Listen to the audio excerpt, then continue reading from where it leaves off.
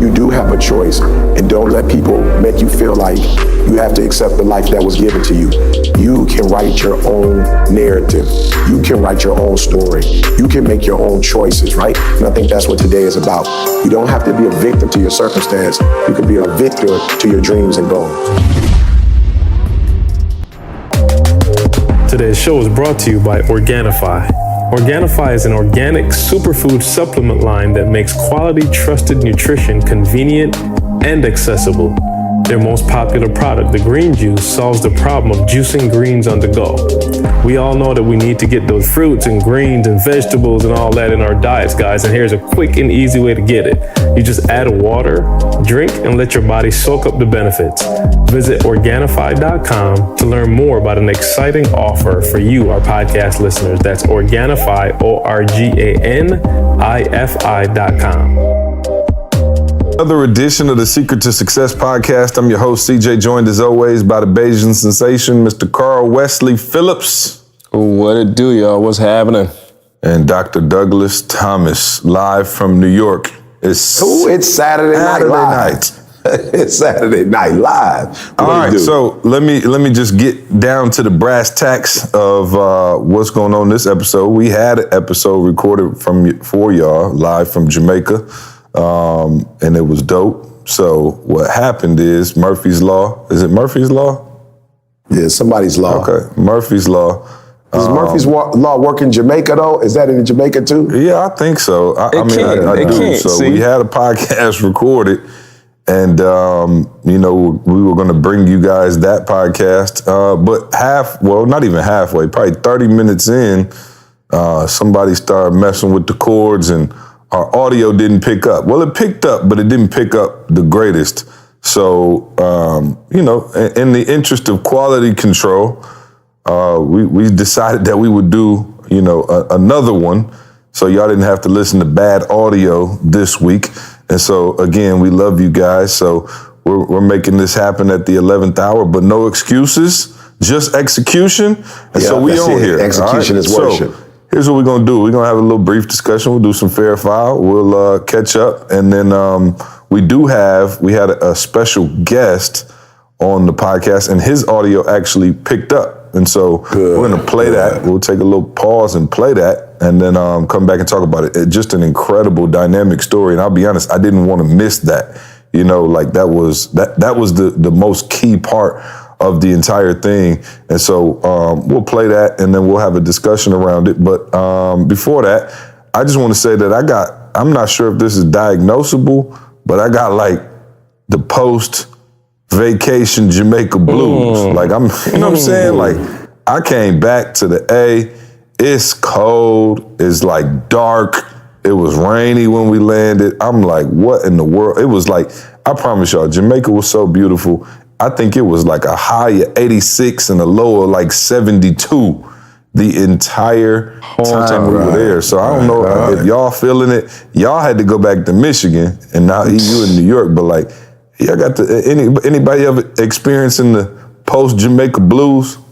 So I'll yes and no. See, because I knew it would happen, like I kind of came back mentally prepared. Like I'm not even talking about the weather. Let me just get in here and do what I got to do. So I've been trying my best to ignore it. His whole life is the post-vacation blues. You know right.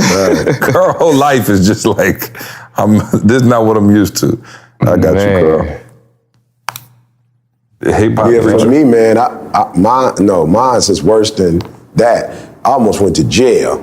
You know what I'm saying? I got to almost go to jail blues, bruh. So what happens is, for real, when you at these resorts, you hitting these restaurants off, it's all inclusive. You feel me? So you ain't paying no bills. So I get back to the States. I'm in the restaurant the other day.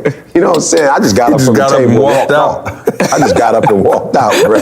You know what I'm saying? I just got up and walked out, bro. And what cued me, I was like, yo, Dee, did we leave a tip? And she's like, tip? She's like, you ain't paid a bill? I was like, God, my bad. You know what I'm saying, bruh? Bruh done walked out a good restaurant. But for real, when you at the resort, it's 7 straight days of you just, I'm talking about smashing. You don't have to pay a dime. You just pull out, you know, you look, hey, where's Jamal at?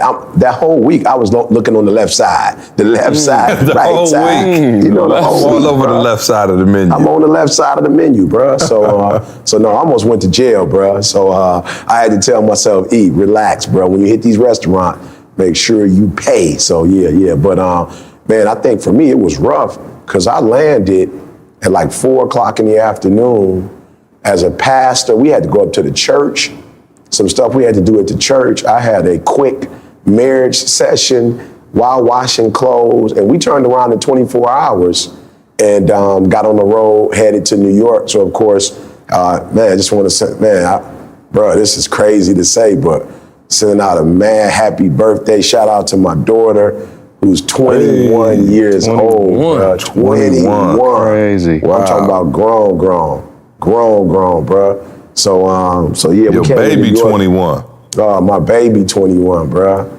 And you know what's so crazy? I didn't even have a baby at like, you know how sometimes, you know, because some people look at us like, you got grown kids, but it's like, we didn't even have a kid like at 17, 18. You know, I was 25 when we had Jalen, you know what I'm saying? So I'm not saying that was stupid young, but I'm saying a lot of times people be like, you got a 21-year-old, what? When did you start? 17, 18? I was like, no, I had Jada at 28. You know, so yeah, I'm getting up there, bro. I'm like, yo, my youngest is about to graduate from college, bro. You know, so yeah, but shout out to Jada. I always wanted, like I said, I'm a little different. I always wanted a girl first. Of course, you know, I had Boog, but the Lord blessed me. I could have been like TJ, you know, who was blessed with 3 boys. You know what I'm saying? But God blessed me. I always wanted a daughter. And so God blessed me. And my daughter is exactly what I thought she would be. Now, my son is not exactly what I thought he would be. You know what I'm saying? But my daughter is exactly what I thought she would be. My son is much like his father. I was hoping that we could jump over that cycle. You know what I'm saying? But yeah, man. So happy birthday to her, man. I'm just tripping. She is a special soul. A lot like her dad. She likes, you know, she's a social worker and she wants to, you know, save the world. So stupid proud of her because she could do so many other things and she's making a deliberate, you know, choice to do something that she knows is not going to necessarily cash her out in life, you know, but she's like, yo, I'd rather save the world than make millions. And so she definitely her daddy's child, man. So I just want to, I don't think she'll be listening to this podcast. I don't know. But if she ever does, happy birthday, sweetheart. Love you. Yeah, no question, man. Happy birthday, Jada. And yeah, no, let's, I said the Fair File in Jamaica, but I don't want to rob our listening audience. Yeah, don't rob our listeners. You know what I'm saying? Of the Fair File. So here goes the Fair File. I was actually, you know, the Jamaica crew was overwhelmingly on my side of this Fair File, but the Fair File guys was the day before, you know, Candace and I were leaving to Jamaica. E was already in Jamaica. I get a text. Now, anytime you get a text from E that's just random and asks a random question, you know that he's angling, if you will. So I get a text. I like that. I hadn't heard that word in a while. Angling. Yeah, angling. I like that. You know what I'm saying? I get a text, Carl, from E that says, just these words. You buy the mall? Question mark. I'm like, wait, what? Am I by the mall? What kind of question is that? Like, I'm sitting in the house. Yeah, I'm figuring though, you know what I'm saying? Y'all about to go to Jamaica, so I'm figuring you out with your wife shopping, getting ready for Jamaica. No. So I texted him back and said, no. And so he takes me back the famous words that he always says when he like want to let you know that he hurt, but not that he mad at you. So he texts me back and said, shoot. I text him back. I said, bro, what's up? He like texts me back. Oh, no, nothing. I just needed some shoes. I'm like, all right. So I'm like, cool, what you need, bro? Like, I got a little time, you know what I'm saying? I'm about to run off to Jamaica, but I got a little time. So he's like, man, I just need like some Cole Haans or something. Like, did he want me to have like something decent so we can go to these restaurants here? So I'm like, man, all right, cool. I can run, you know, no problem. I could run to the mall. So I called my wife. I'm like, yo, you by the mall? You know what I'm saying? Like I try to use the same Jedi mind trick. So she hit me back like, nah, why? I said, well, E, need me to pick up some shoes for him, whatever. She like, oh, okay, I'm at the nail shop. So I'll come back to the house and pick you up and I'll go with you. At the time, I wasn't thinking, being dumb. I'm just like, all right, cool, she gonna roll with me. Deer headlights. You know what I'm saying? Like, I should have known she was angling. You know what I'm saying? Everybody plotting over me. So we go to the mall, and now mind you, this is like literally the last second, before we get ready to head out in the morning to Jamaica. So we get to the mall, and I find E some shoes, and matter of fact, I find him 2 pairs. So I'm like, oh, okay, both of these are dope. Let me, look out for my mans. Grab him some shoes. So I go to the joint, put them on the, on the register, take them up to the register. Here comes my wife, boom. She slams a pair of shoes on the table. Oh. And I'm like, whoa, what is this? And she's like, yo, I had saw something at the last minute for Jamaica that would be nice. You know what I'm saying? It would be nice. And there wasn't other cheap variety. So the fair foul that I'm not only making E pay me back for his shoes, I'm making him pay for Candace's shoes too. Because she had no intentions on going to the mall, no intentions on buying another pair of shoes, except for the fact that we were already at the mall buying shoes. So in my wife's head, hey, this is a free-for-all. So fair foul that I'm making E pay me back for all 3 pairs, including Candace's. You know what I'm saying? Hey, so he say foul, Carl. Please enlighten us. The situation is created by that one text. That one text, you buy them all. You know what I'm saying? Yeah. I'm just saying, if we want to do that, there's a whole bunch of stuff in life we're going to have to pay for. You know what I'm saying? We go back. I don't want to open up Pandora's box. Is I was Look out for the your door, wife. dog. I was out the door. I was literally, I didn't even plan on leaving the house again to Jamaica. Neither did she. She was around the corner at the nail shop coming straight back to the house. Put a pair of shoes up you know what I'm saying? I ended up with another pair of shoes. Yeah, put that up on the hookup. Put the Kohans on put that picture up for me. Oh yeah, no doubt. Put it up on the story. And then y'all vote. That's a good idea. Y'all put the shoe up and y'all vote. Put the shoe up. Fair foul, I'm making E pay me back for my wife's shoes because I had to buy them jokers for her. You know what I'm saying? I'm not saying it's totally foul, but I'm saying 50-50. You know what I'm saying? Not 100. You give me back half. You know what I'm saying? Half of the shoes. All right. Well, we'll put it up online and we'll see. All right. So as I mentioned, we had a special guest, my man Jorge. Let's go. No, you good. But before we go there, everybody been hitting me up with E. I saw you in Jamaica. It's the first time I've never seen you with the ETA gear. Like, I didn't even know you had other clothes. First of all, I didn't. I went and bought them before I got on the plane. Right. And just seriously, because I don't dress up, I didn't have any, and you remember, I had been on the road, really since December 4th. You know what I'm saying? I wasn't even home. I didn't even leave from the house to go to Jamaica. You know what I'm saying? I was somewhere else. So I never thought through the shoe boy, right?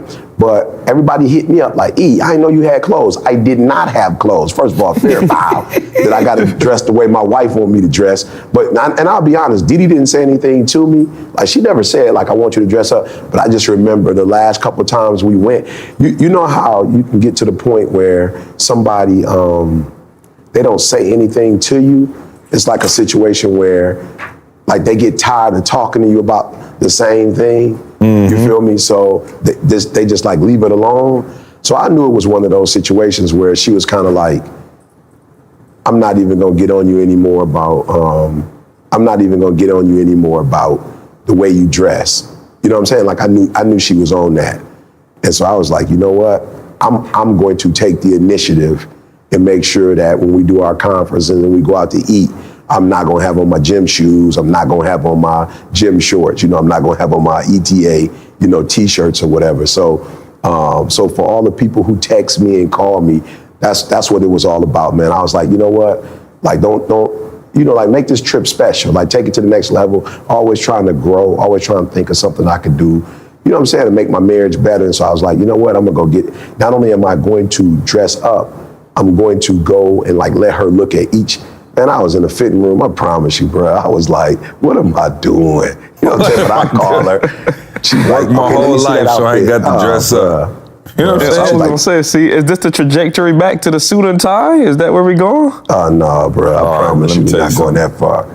Yeah, no, if I see that, then something is going terribly wrong for the hip-hop preacher. You know what I'm saying? If I see you in that, yeah, no. So you saying the Kohans helped to make a marital bliss experience in Jamaica? I'm just saying, was that it just the subtle way to make it fair? Is that what it is? I'm just saying. It sounds like the Kohans was a major piece to y'all having a blissful vacation in Jamaica. No, I'm saying, see, imagine the outfits I had with my little running black Nike shoes. Like, it just would have just threw the whole, you know what I'm saying? It's the like whole vibe would have been off. Yeah, the whole penthouse suite. Yeah. You know what I'm saying? The whole vibe would have been killed.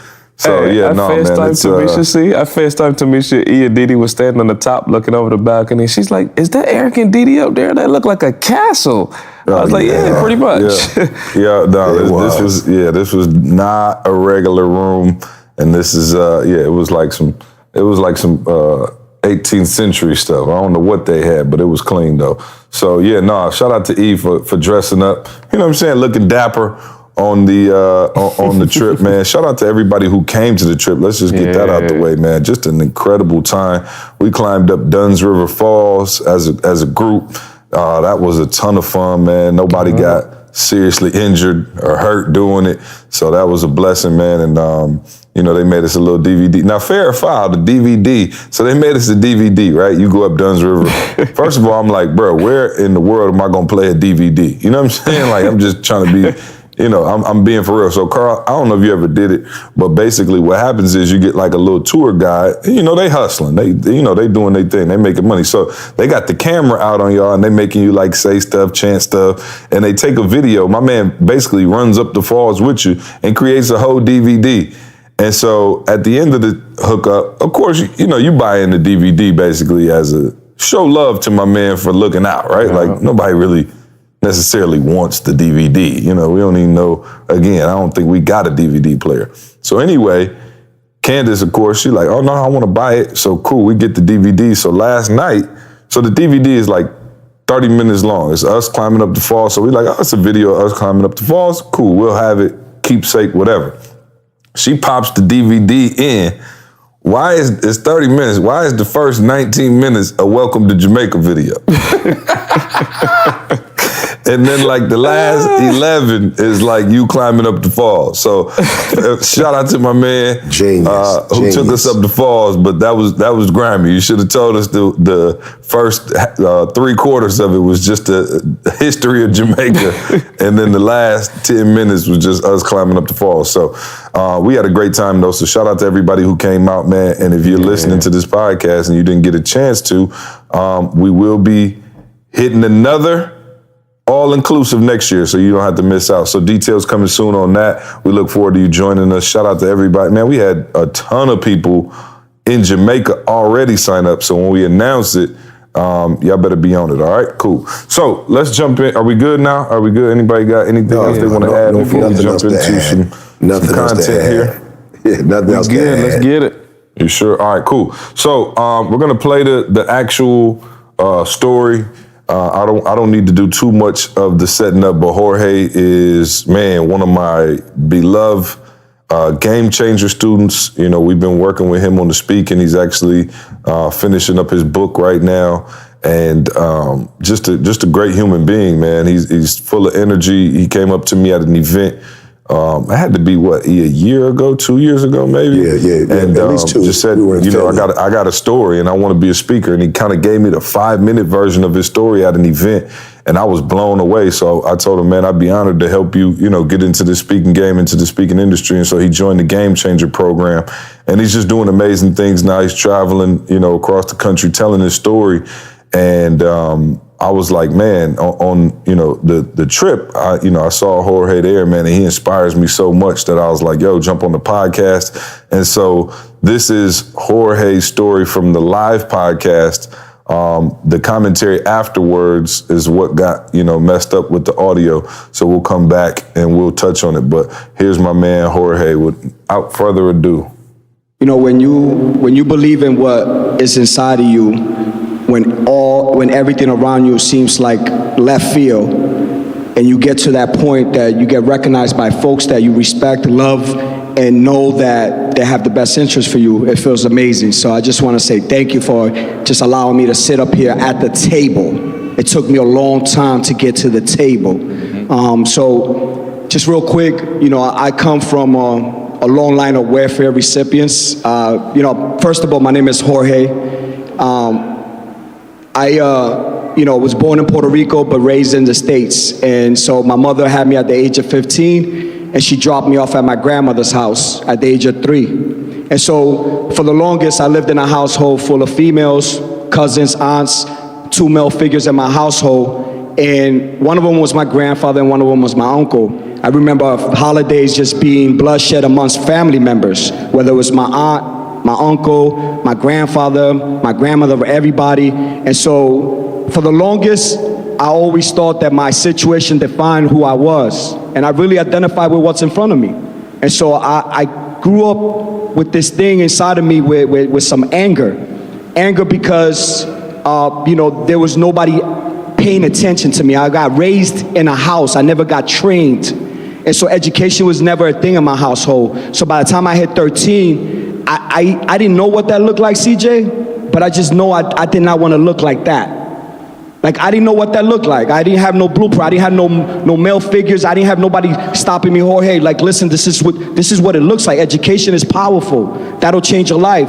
And so all I seen was hustlers. All I seen is people lying, stepping on each other. I seen people breaking trust. And so for the longest, that's what was building. It wasn't who I was, but it was building these demons inside of me. By the time I hit 15, I was in a position that I just left the house. I just truly didn't have no respect for anybody. So I was just like, I'm not going to get what I need here. So I started looking to the dope boys. I started looking to the streets. I started looking to the shiny little things that a lot of our youth look into, because we as parents or we as a society, we neglect to take care of those individuals that are going to be the future leaders of our country, of our life. And so by 15, I remember just being in high school. And so the one thing that kept me in school, because I was already with one foot in, one foot out. I was already mingling with the streets, but I was still going to school. And still holding on, still like, let me finish school. But there was no value to it in my life at the moment. And the one thing that kept me there was just football. And I've always wanted to play organized football, but as a little youngling, I couldn't do it because nobody actually took me to no field. Nobody would take me to no field trips. Nobody did projects with me at home. Like, it was just not the thing. And so for the longest, when I did join the team and I made it, I was actually decent. The coach loved on me, and it was a good experience. I was actually part of something positive.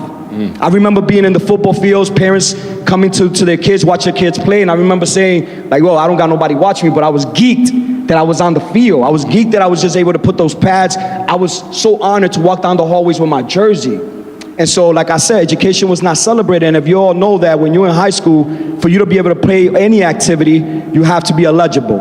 And so since it ended, I wanted to go into wrestling. And they said, no, you can't play no sports. Your grades are not a part. And at that moment, I decided to just turn around and just walk away from school. So that decision right there at that moment, fast forward me to being 17, 2 years of gangbanging, involved into the streets, gun trade, drug trade. I mean, you name it all. At that point, I thought I was the man. I had an S on my chest. You couldn't tell me otherwise. I had money.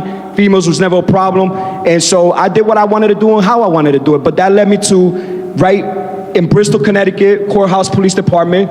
And I was walking by with crack cocaine on myself, and I stopped to talk to a couple of individuals. And so in the midst of me talking to them, I didn't know that 10 minutes prior to me talking to them, they were playing with a cap gun. And so I remember just arriving there to talking to those individuals. And so I'm telling you, I was there for like a minute, let's say 60 seconds. I'm getting put against the wall because they're looking for a gun. Somebody called saying that they were playing with a gun in front of the police department courthouse.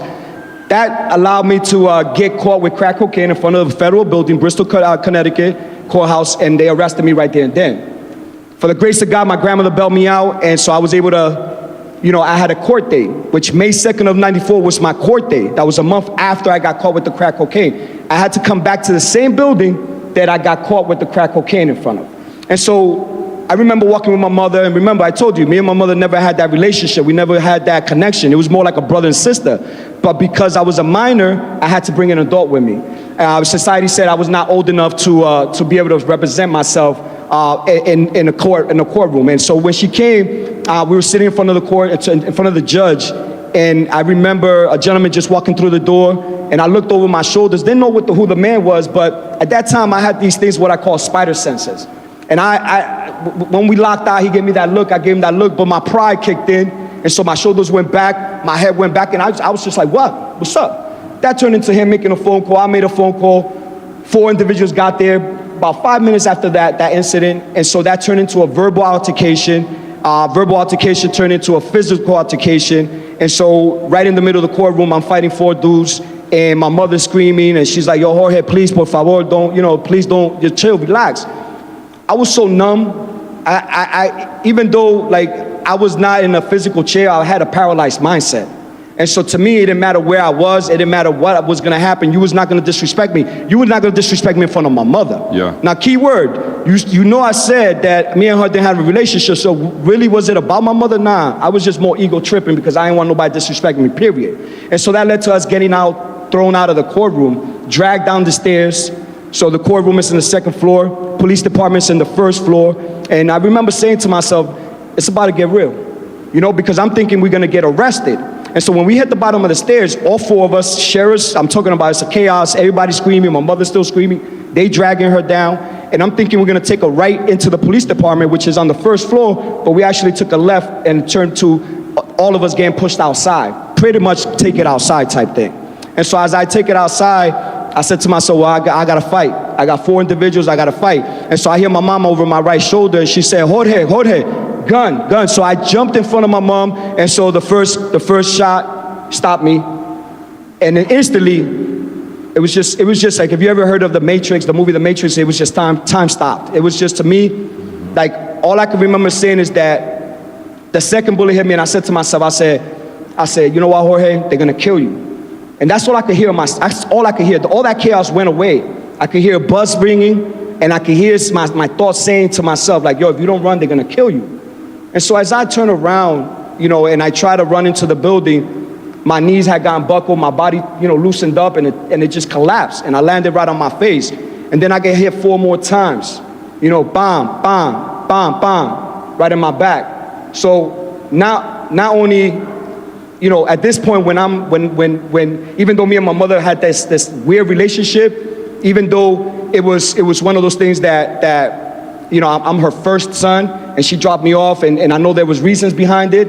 She urinated on herself. Like she her first son, her only son, got gunned down at her feet.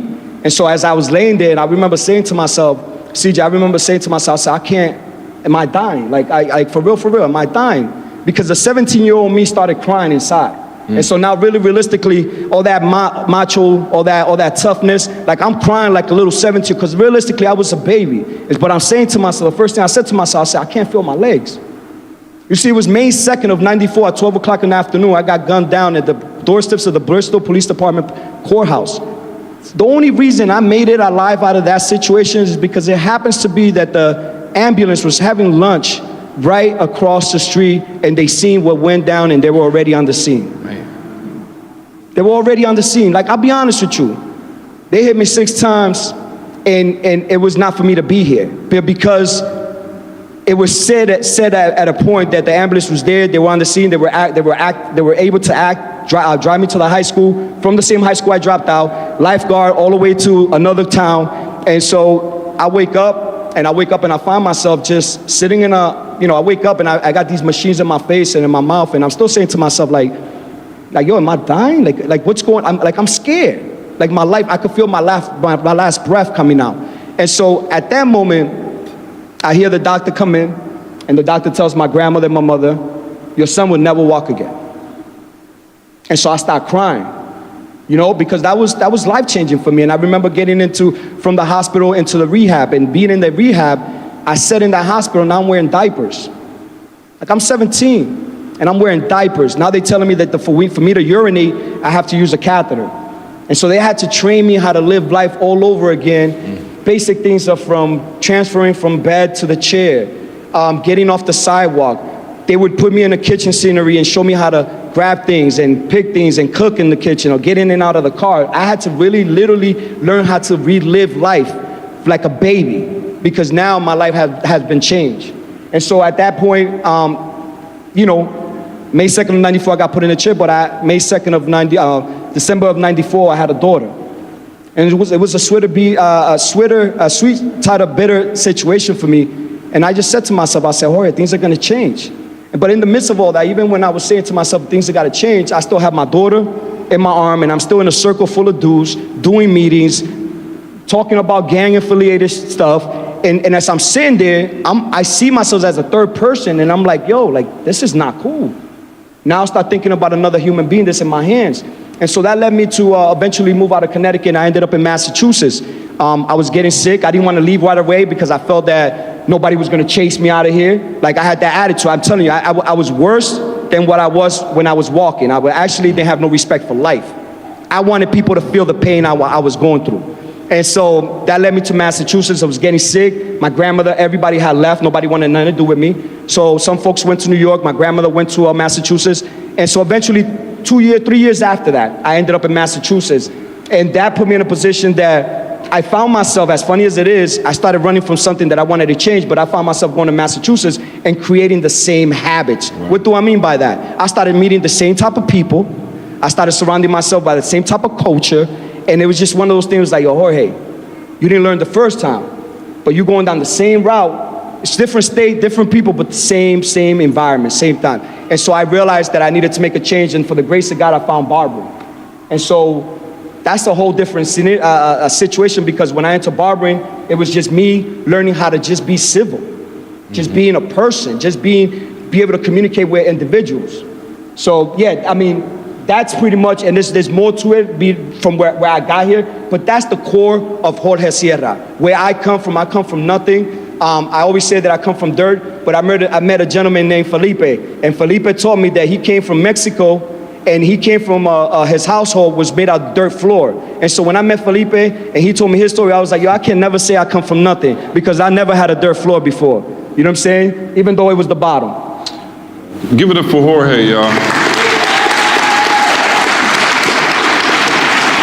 So it's crazy because when I met you, you know, good looking dude, charming, you know, comes up to me, you know, telling me he wants to speak. I'm like, man, this guy's gonna be great. And then I remember, I'll never forget, the very first Game Changer call we had, Jorge calls, he's talking, he's doing his thing, he sounds like he's full of life, full of energy. And I think you told me you had been you were calling from the hospital bed and had been in there, what, a month? I was there for about a month, yep. This man called from the hospital bed. And each and every time he would go to the hospital, I would never know until afterwards. And I was like, yo, it's crazy, because most people will want sympathy. Most people will shoot me a text and be like, yo, I'm in the hospital, can you call? You know, and not that there's anything wrong with that. I'm not even saying there's anything wrong with that. But what has given you the strength to, even now when it gets tough, and we're going somewhere, E, get your mic ready. E, I guess for you, let me pass this to E. When we talk about, it's funny because of who you are, right? Like, you get people from all walks of life. And I've literally seen people run up on you and go, man, E, I need your help. My dad wasn't in my life. We didn't have any money. We struggled. I was on welfare. I did this, I did that. And then in the very next breath, somebody will run up to you and go, man, E, my dad is a millionaire. He just handed me everything. I never had to do anything, and now I'm struggling in life. Can you talk about just the difference in the mindset of everybody in here could turn themselves into a victim, right? Like, everybody in here, and don't do it, right? But everybody here could go to a dark spot and think of the worst time in your life, the worst thing that ever happened to you. You can probably, if you just sat and dwelled on it long enough, you can probably recreate that pain enough to cry, like literally cry tears, if you took that deepest, darkest moment. Now, don't do it, because we're having a great time here in Jamaica, right? I see some of y'all like, see, stop. But you have other people who choose to just live a certain way regardless of the circumstances. I look at my wife. Many of you know, my wife's father was shot in the head and killed 2 years ago. Maybe not even 2 years ago, a year and a half ago. And I watched how she still chose to live her life in a certain way. That doesn't mean you don't get sad. That doesn't mean you mourn it. Like, it doesn't mean anything. But if my wife told me right now, Jorge, yo, I'm still dealing with the effects of my dad, I'm sorry, I'm just not gonna be available for you for the next 6 months, I wouldn't even be mad. But instead, she chose to say, you know what? The Lord giveth, the Lord taketh away. Blessed is the name of the Lord. And I look at my wife and I look at her strength and I'm like, wow, she could have chose to dwell on that. And she wouldn't have been a bad person for it. So of course, what you went through, with your father, you could have stayed in that place with your dad. You could have still been angry with him. There may, be some things you wished he did different. How do you develop that mindset where you have these traumatic situations and they still hurt, but you get through them, you get over them, and still decide to live as a victor and not a victim? Yeah, for me, see, when I look at this whole concept of victor and victim, I have to ask myself, when I was being a victim, because I was, let's just be real. I'm not gonna sit here and act like this version of Eric Thomas, like I was always here. You know what I'm saying? That's not the truth. I was a victim for a long time. Matter of fact, I was a victim before I even knew what a victor was, and I lived in a very dark place. And I remember saying to myself, like, yo, E, whatever it is you're doing, like, it's not working. You know what I'm saying? Like, and y'all know me, man. Y'all know one of my favorite clips is when KG, Kevin Garnett, for those of you who don't watch basketball, he's sitting here with John Thompson, that used to be the coach of Georgetown. And he's kind of crying and going through it. And it's like, John Thompson, like, bro, you're making $100 million.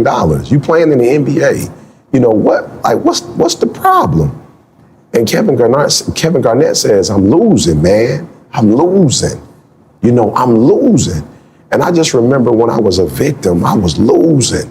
My father wasn't in my life. My mom didn't do this. And, I was born in Detroit and I didn't get to go to this school and I didn't have this. And I was losing, bro. And I got tired, like losing, like literally losing, homeless. Like literally living in an abandoned building, sleeping in cars. Like I was losing, not doing well in school, got kicked out of school, losing. Getting caught stealing from the mall, in jail, like losing. Not like some little baby losing, like I was losing. And I said to myself, y'all, I was like, yo, E, the victim thing ain't working. You know what I'm saying? Like at the end of the day, it's not working. Like your life is not better as a result of it. And I started reading books and, just started getting around different people. And they were just like, yo, you need to let this victim mentality go and you need to be a victor. And I didn't know what a victor was, to be honest with y'all. And I look at, man, let me tell y'all something. When I look at Jorge, the one thing that I want to reiterate that he really didn't go into is Jorge has to use a catheter, bruh. Do you understand that means in terms of his preparation to get his day started, it's going to take Jorge at least an hour and a half, 2 hours. Like, you know what I'm saying? Like he can't, have a movement on his own. So everything he does, like he has to do it manually. You understand that? So and then you're talking about not only that, because my mother-in-law, when she was diagnosed with cancer, unfortunately, she had to go through that same procedure, but she's doing it walking. He can't walk, man. So do you understand how easy it could have been for him to be a victim and say, woe is me? But he's fighting. And you have people who have both arms and the use of both legs, and are mobile and, have some of the other luxuries of life, and they're not doing nothing. So when Jorge said, what's your wheelchair? The reality is, see, your wheelchair is not a physical wheelchair. There's some people with 2 arms, 2 legs that's functional, brain functional. They have 2 parents, they've got certain resources, and they're not even doing what Jorge doing. Jorge got his own website, he got his own business cards, he has his own story, he's got his own IEN number, you know what I'm saying? Like he got his own bank account, he's got his own agent, like he's doing more from married, a wheelchair. Bodybuilding. Married, bodybuilding, bro, he's doing more paralyzed, if you will, than people who aren't paralyzed. You know, so really, when you ask yourself, what is paralyzed? Like he said, it's your mind. And I was paralyzed, y'all. It was like my father wasn't there. My mama didn't do this. It was always somebody else's fault, see? And I think that's the victim mentality that we have to be cautious of. It is always external. Somebody owe me, or somebody else, I'm waiting for somebody else to do for me. Or it's like you're always waiting. Somebody's always wrong and you're right. You know, somebody always didn't do what they're supposed to do. You're always waiting on somebody else. And I just got to the point, man, where I was like, yo, E, this is crippling, bro. This is debilitating. Like, you got to take ownership. Like, this is your life.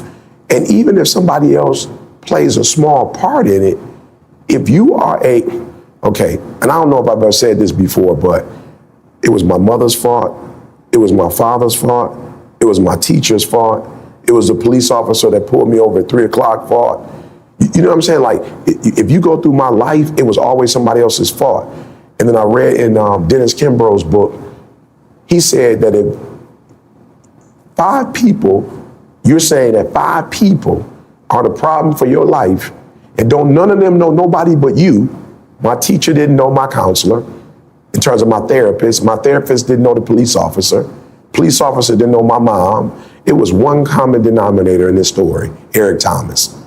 Eric, the person that arrested me for stealing from the mall, they didn't know my 9th grade teacher, but one person was the one common denominator in all of this mess, and that was Eric Thomas. And it wasn't until I looked in the mirror and really dealt with, yo, E, you your enemy, bro. You sleeping with the enemy. And here's the cool part. Once you can acknowledge that you are the enemy, that is your fault, it's nobody else's fault.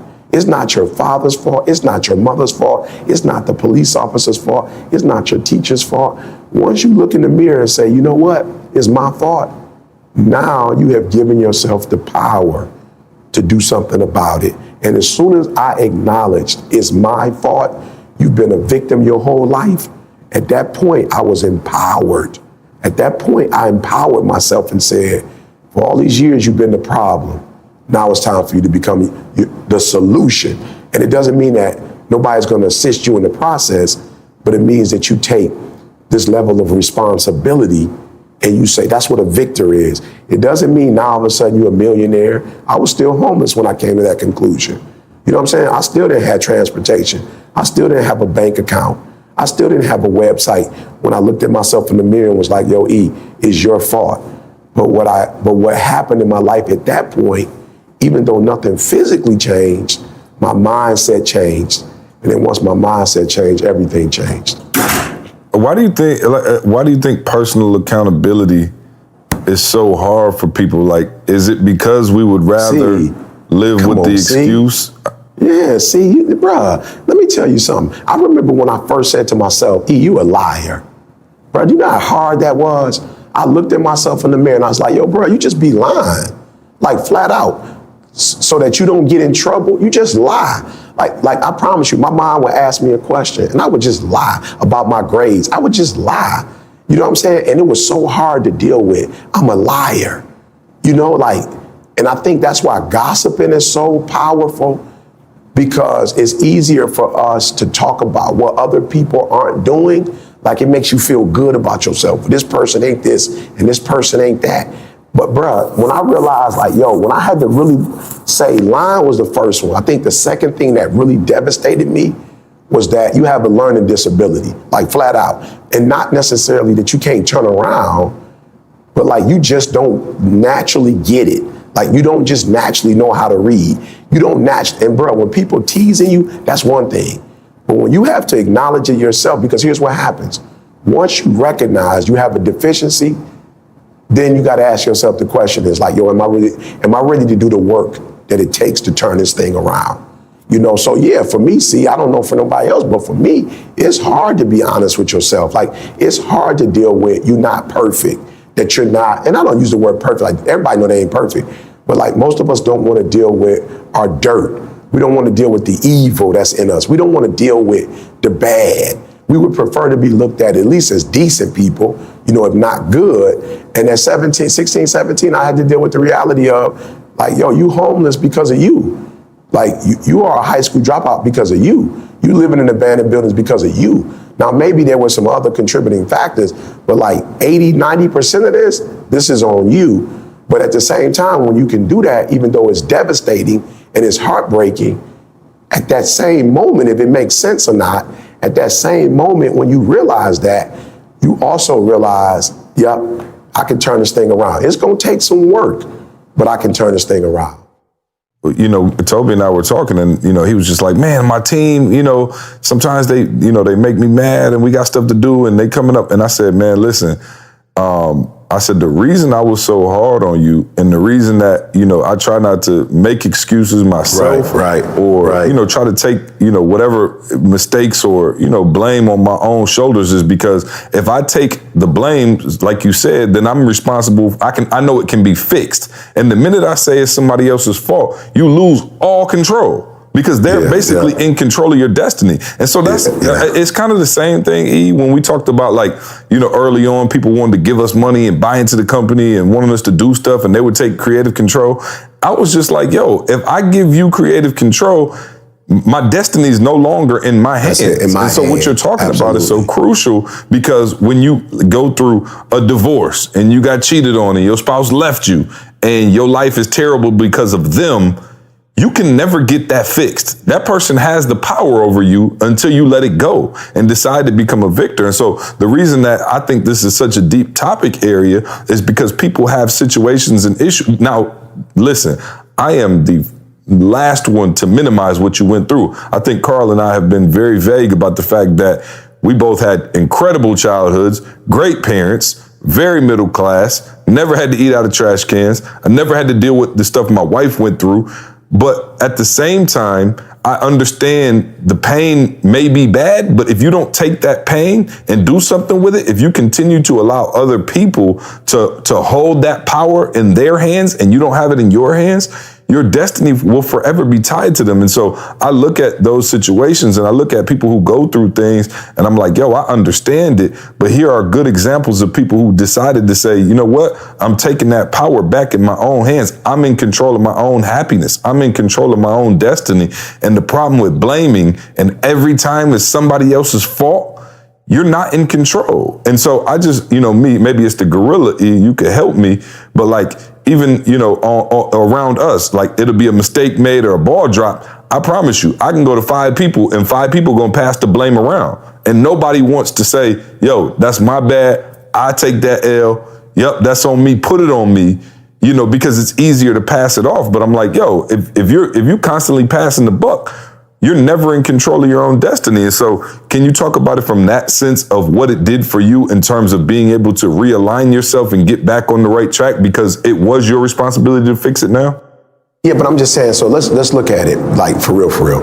So I think one of the reasons why we passed the buck as well, from what you just mentioned, it's like, look, man, you fear that if people are putting the blame on you, or they're saying like, it's your fault, you didn't execute, you didn't follow through, then sometimes you could see that as, like if you're looking at it from the surface level, you can look at that as, I'm gonna lose my job, or I'm gonna lose my credibility with this person, you know, or I don't look good. And for real, let's just be honest, bro, at the end of the day, whenever you move forward, you don't do a thing to look bad. You actually do it because you're trying to look good or because you're trying to execute, you know, one or the other. Either you're doing it because, you know, and forgive me for, you know, always referring to the test, but if you're a flamingo or a chameleon, your whole thing is others. So you're actually doing it to really get in a good grace with people. And if you are a gorilla or a turtle, you're actually doing it to complete a task, right? So if neither one of those things happen, and that was the goal, then of course you feel bad because you're like, yo, I didn't make that person happy, or I didn't execute. And that's not a good feeling, let's just be real. But at the same time, since you've already gonna take an L, let's now get the W. And the W is, all right, how can I make sure that this doesn't happen again? And I think that's what happened to me, see. I got to a point where it wasn't just about, okay, I'm losing. I started asking myself, what do I have to do so that next year this time, I'm not in the same place I'm in right now? And I don't know how that happened, but I had gotten to a place where I think when I got arrested And I was, going through the mall. I talk about how my aunt saw me, and then she made phone calls and told everybody in my family that she saw me at the mall stealing. And I remember saying to myself, like, yo, there's nothing you could do about that. But what do you need to do? Like, what do you need to do from this point forth to put yourself in a position where when you come back next year, you don't have to, you know what I'm saying? Like, you're not having to worry about getting in trouble with the law. Like, what are you gonna have to do to put yourself in a different position? So real quick, I just want 5 things I want people to think about. Let's go back to Jorge. Number 1, you have to get to a place where you have to say, how do I stop the bleeding? Number 1. So whatever's going on in your life that's bleeding, I want you to stop and ask yourself, okay, where am I bleeding at?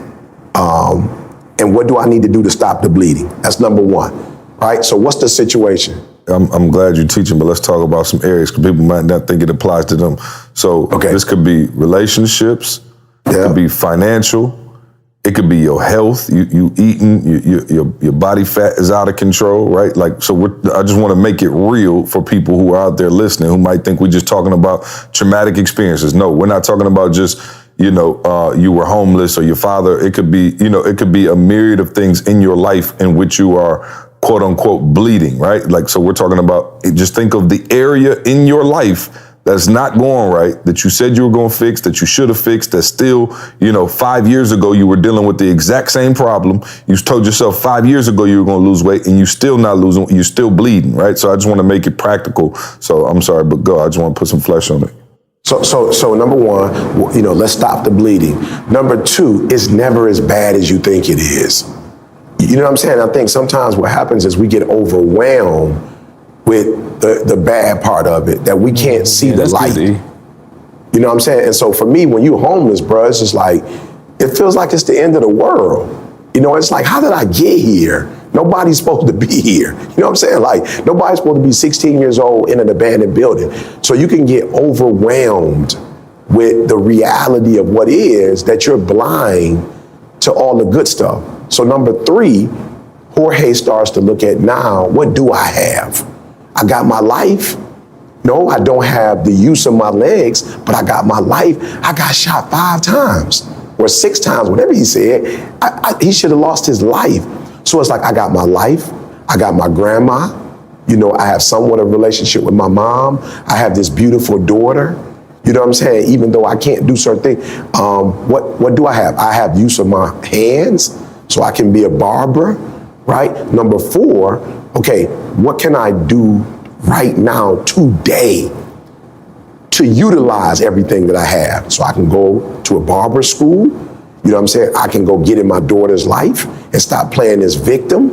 You feel what I'm saying? And then 5, what can I do? Not only can I use my hands, I can dominate. I can say to myself that whatever it is my hand finds to do, I can do it with a level of excellency. And what a lot of people don't realize, is that excellence brings you freedom. That when you operate at a level of excellence, there's a certain freedom you have. There's a certain amount of money you can start making now when you barber well, or you speak well, you brand well, you edit well. So when you excellent, there's a freedom that you get that you don't get when you are not operating at a spirit of excellence. You feel what I'm saying? So for me, it was just that. It was like, yo, E, for real, stop the bleeding, bruh. Like, you don't have to keep going down this path. And if you do, you're going to be dead or in jail. Number 2, it's not that bad. Yeah, you homeless, but you have your life. You have a church family. You got a girlfriend. Like, yo, you have opportunities. Number 3, okay, what do I have? Well, you can go get your GED and finish school, and then you can go to college. And then when I went to college, it was like, okay, what do you have in college? I can speak. I might not be able to do a whole lot of stuff well, but I know how to speak. And then take that speaking and turn that into a profession. And then I started attracting all kind of great people, great situations, great opportunities with my speaking. And once I got excellent, I could go from obscurity to number 1 motivational speaker in the world. So I know it's a whole lot more we could talk about, but those are 4 ways I want you to look at it. You know what I'm saying? 5 ways I want you to look at it. I didn't count, but you said 5. Yeah, 5 ways. And I think, the 5th one, to speak to that, I think, one thing that, I've seen in your life and even Candace's life and, people who have went through things is when you go through it and you decide not to become a victim, but to become a victor, and to speak to point number 5, you have to replace that victimhood with something. Right? Yeah. Like you have to focus that energy, because for real, when you're a victim, you spend so much time in your victimhood and thinking about how bad things are and thinking about how it's everybody else's fault, that if you're going to come out of that, you got to find something else positive to wrap yourself in. And I think that last point that you made about like, yo, what do I have? How can I dominate and master that lane? You have to start replacing that victimhood with confidence, with wins, with small wins, and start getting that momentum going the other way. So I think that's a great tidbit for those of you looking to get on the other side and stop that bleeding. What are you going to replace it with? If you've been a constant overeater, what are you going to replace that with? If you struggle with alcohol, what are you going to replace that with? You know what I mean? Like finding that other thing that can kind of give you that same euphoric feeling as, and by euphoric, maybe that's not the best word, but can replace that brain space, if you will, because you've spent so much time in that victimhood. So sorry about that, Carl, go ahead. No, I was going to say, and man, I just want to go to the other side of it for a second. So I'm imploring everybody listening to this podcast for real. I'm choked up over here, see, and I'll tell you why in a second. I need y'all to that are figuring out these tips that you just gave. So I'm really challenging people to please share this, because like it's affecting this society now more than ever before. The second leading cause of death, which means people are giving up and they're not realizing what he's saying. Like, man, you are a victor. Like, seriously. Like there's this one area, and again, it could be a million things, but there's this area that is crazy, yes. And to be real, there's some people that add on to it. You know what I mean? Like the situation really wasn't that bad. Now there's some people, whatever. But I'm just saying, like I'm asking you guys to share this podcast with people, talk about this, because this is major. Like I'll read it one more time. It's the second leading cause of death. It ain't cancer. It ain't, you know what I'm saying? It ain't diabetes. It's the suicide is the second leading cause of death. Yeah. Like I want that to ring into people's ears. The second leading cause of death. Listen to the ages between 10 and 34, where your life is just getting going. Like that's it's messing me up. See, I'm just being real. That's messing me up just reading that stat. Yeah, I was now. there. Like, I was 16 years old with that option. I remember having that option at 16. Like, I'm in abandoned buildings, and it was like, yo, mentally, I was kind of like, how you get here? And it was so dark in front of me that I couldn't necessarily see the light. And I just remember saying to myself, like, man, this is, what I'm saying? Like, I don't know if life is, like, if this is what it's going to be like the next 5-10 years, I don't know if I want to keep going through winters. You know what I'm saying? Like, I don't know if I want to go through the winter month to get to this, but I do remember, and I just want to encourage everybody, go get help. I told y'all I had a counselor, I had a therapist, I started going to church, and I'm not even on the religious stuff, but at church, it was like a community. It was a family. It was something that I looked forward to. There was people I could talk to. Put a song in your heart. I used to sing a lot, listen to music, to get through those dark times. Music is powerful. So when I had some of my darkest moments, I remember, like I said before, listening to, Don't Worry, Be Happy. I memorized that song. I used to sing that song, sitting at the dock of the bay. You know what I'm saying? Just whatever. Sing songs, read books, go online, look at positive videos, like the content we put out, have dreams and goals. You like, but I'm in a dark place. Okay, what better time to start dreaming? And I remember my first dream was, okay, I'm gonna get my GED so I could go to college. And I remember that GED gave me something to wake up to. It gave me something to live for. It gave me something to study for. It gave me a purpose. And then when I found out I passed and I could go to college, now college gave me 4 more years. Well, really 12, but at the time, I was like, I got 4 years that I could do something with my life. And so I don't have to really worry about tomorrow, because I got 4 years that's going to occupy, the next, time frame in my life. So I'm saying, then I started dating, and then that gave me hope that, like, I got somebody that loved me, somebody, you know what I'm saying? So whatever, guys, but I'm saying, do something. Like, whatever is happening right now, just do the opposite of it. And let me just say this, maybe just the nugget of the day. Like, just know it's gonna get better. Like, stop being pessimistic. Like, stop looking at what can't happen. Start looking at what can happen. Like, look, y'all, for real. You're talking about somebody that went from living in abandoned buildings to, they said it, like in a penthouse in Jamaica. Like, do not give up hope. Whatever you do, don't give up hope. Like, just believe that this is the worst that life will ever be for you. And if you can get past today and get to tomorrow, that tomorrow's gonna be a little bit better. And then next week is gonna be a little better. And then next month is gonna be a little better. And then shoot, next year is gonna be a whole lot better. If you could just make it past today, if you could just live through today and get to tomorrow, I'm telling you from experience, like, I'm not for real. This ain't no nugget of the day that I'm just making up. I'm telling you, I used to just get up and say, yo, E, just make it through today, bruh. You're gonna get out of here. Like your life is not gonna end in this abandoned building. This is not how your story is gonna end, bruh. Like, if you could make it to another day, tomorrow's gonna be a brighter day. And I'm telling you, I went from that, I'm celebrating my daughters. Like, not only did I not take my life, but I gave life to somebody else. And I don't think I've ever experienced that again. So I'm promising you, if you get up and you don't quit, and you pull and you use that willpower that you have to get you through, man, I guarantee you tomorrow's gonna be way brighter than today. And I don't necessarily mean tomorrow physically, but I mean a year from now, 2 years from now, that tomorrow is going to be way better than today. But you'll never know what tomorrow will look like if you quit and give up. So do the ETA family, the S2S podcast family a favor. Do not give up on yourself. Do not take your life. Do not quit. Man, the best is yet to come. Hey, appreciate that nugget of the day, man. Shout out to our sponsor, Organifi. Man, we're going to cut this a little short today. I know you got to go do breakfast with the fam. This was, I didn't anticipate this going this heavy, but hey, sometimes it's called for, man. And I think, sometimes, these genuine organic conversations got to happen. Hopefully, the information today, help some people. And we'll leave maybe Carl a number at the end of the podcast, just Please. For those of you who are going through it for real. You feeling us and you're hearing what we're saying, but life is hard. One of the things before we run, I want to make sure we get this out, Ian, if you want to speak to it for just 30 seconds. You said stop the bleeding. And again, I want to make it practical.